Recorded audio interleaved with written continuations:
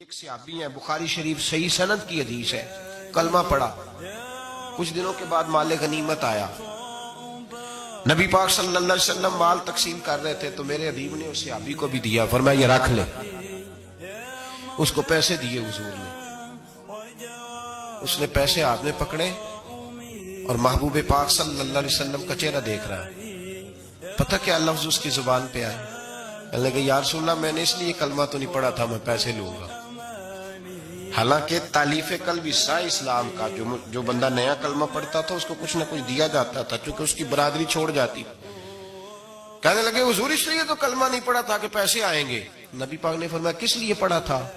کہا یا رسول اللہ میں نے تو اس لیے پڑھا تھا کہ آپ مجھے جہاد میں لے جائیں گے اور میں آپ کے نام پر اپنی جان قربان کر دوں گا، میں نے کچھ لینے کے لیے نہیں جان دینے کے لیے کلمہ پڑھا تھا۔ حضرت میاں شیر محمد شرک پوری رحمت اللہ علیہ کی وہ بات میرے دل کو چھو جاتی ہے، ایک آپ سے شخص آ کے کہنے لگا حضور میں پہلے غریب تھا فلاں جگہ میں نے، ہاں یہ بات بالکل درست ہے کہ شیخ جو کامل ہوتا ہے وہ دعا کرتا ہے اللہ کی بارگاہ میں، یا اللہ یہ میرے پاس آیا تو اسے کوئی کمی بھی نہ رہے، کوئی بھی نہ رہے، یہ تو اس کی اپنی درویشی ہے نا کہ وہ یہ بات کہے، تو اپنا رنگ ہے اس کا۔ میاں صاحب کے پاس آیا تو آ کے کہنے لگا حضور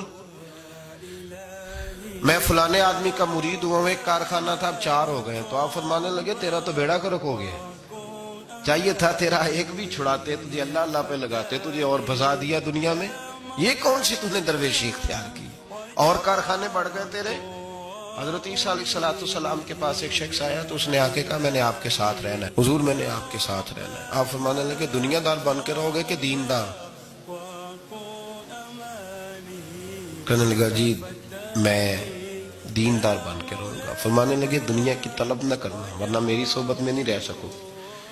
حضرت عیسیٰ علیہ السلام نے شادی نہیں کی، مکان ہی نہیں بنایا، ایک تکیہ، ایک پیالہ، ایک کمبل، جہاں رات ہوتی وہیں سو جاتے۔ ایک دن ایک شخص کو دیکھا کہ وہ نا ڈھلان بنی ہوئی تھی، پتھر کی پہاڑ تھوڑی سی ڈھلان بنی ہوئی تھی تو نیچے لیٹا ہوا ہے، آپ نے کمبل بھی صدقہ کر دیا، کہنے لگے آج کے بعد جہاں ڈھلان بنے گی وہاں سو جائیں گے، کمبل کی ضرورت ہی کوئی نہیں۔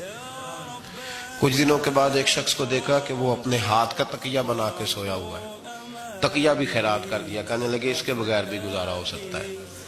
کچھ دنوں کے بعد دیکھا کہ ایک آدمی چلو میں پانی پی رہا ہے، پیالہ بھی اللہ کے راستے میں دے دیا، کہنے لگے چل جائے گا کام اس کے بغیر، فرمایا دنیا دار بن کے نہ آنا، کہنے لگا نہیں صاحب میں دیندار بن کے آؤں۔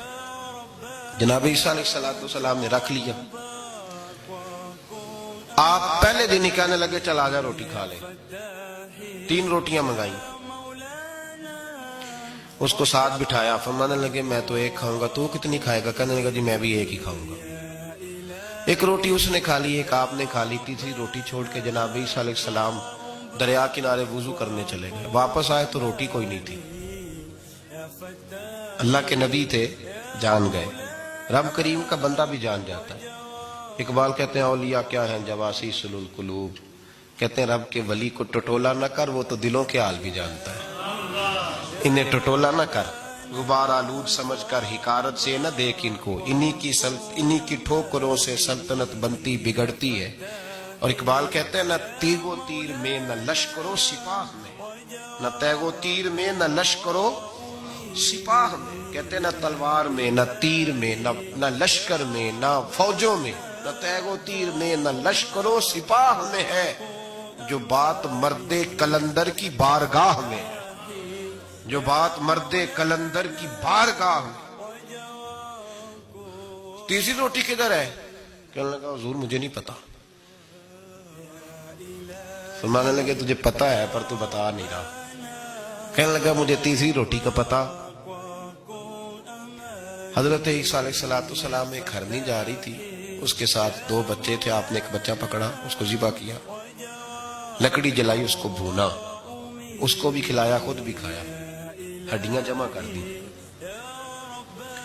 جب وہ ہڈیاں اس پہلو کو ذرا سمجھیے گا، جب کھا بیٹھے ہڈیاں جمع، وہ ہرنی بھی کھڑی ہے، دوسرا بچہ بھی کھڑا ہے، ایک بچہ کا ذبح کر کے کھا لیا، دوسرا کھڑا ہے، جب پیٹ بھر لیے وہ بھی ڈکار لینے لگا سامنے، تو حضرت عیسیٰ علیہ السلام ہڈیوں سے کہنے لگے چلو اٹھ جاؤ اللہ کے حکم سے، اور بکری کا ہرنی کا بچہ پھر سے زندہ ہو گیا۔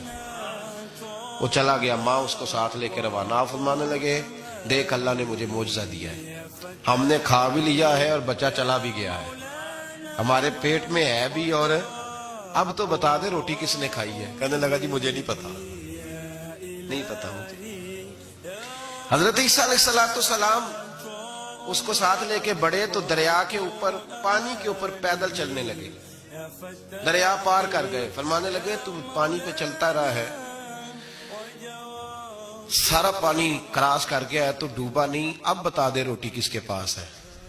کہنے لگا نہیں پتا, مجھے پتا.